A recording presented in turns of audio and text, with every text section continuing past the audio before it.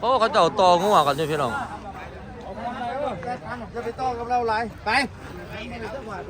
โอ้ เบ้าดิแม่ โค้งบางอย่าง มึงเลี้ยวรถละ 9,000 ชิปเก่าบ่หรือเก่าโอ้เสียวเก่า9,000 มองมันเลี้ยวบ่นี่นะ เขาเจ้าต่อกันอยู่พี่น้องมันใหญ่ดิ มันเลยว่าให้มึงเป็นอย่างมันรู้ 9,000ว่าซั่น 9,000หัวเด้บ่ได้จักบาท8,000 9,000เขาเจ้าสิขาย29พี่น้องเขาให้8,500ล่ะรูป 4,000เพิ่นได้ขายนี่เพิ่นว่า แล้วไป เต็ม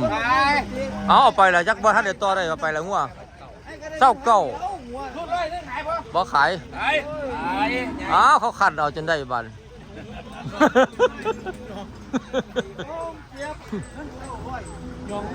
ยองว่าไม่อยนั่งเสื้อขายว่าขายว่าสร้างจุงนี้ยังเดียว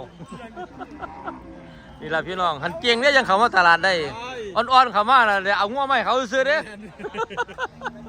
ขนาดพ่อค้าก็ยังเกือบตายเขายองมันบ่ให้บ้านเนี่ยมาเลยซ้ำเอาง้อมาส่งเขาแล้วมันต้องแข็งพี่น้องมาในตลาดนี่มาอ่อนๆนี่เขาบีบปั๊ดแล้วแข็งไรขายอะไรเอาเมื่อมาเนี่ย โอ้ไม่ต้องพอดีมันบ่โอ้เอาจับตามจังหวะมันโอ้เพิ่นว่าแข็งหลายก็ได้เอาง่วงกลับเมื่อได้บ่ซั่นโอ้เอาพี่น้องมื้อนี้ตลาดคึกคักดีอยู่เด้คนก็หลายอยู่เด้ราคาก็ว่ามันเขาซื้อเขาขายกันอยู่เพราะก็เจ้าก็ดันผู้ดันก็ดันอยู่ผู้กดก็กดคือเก่านั่นล่ะเคยกดเนาะ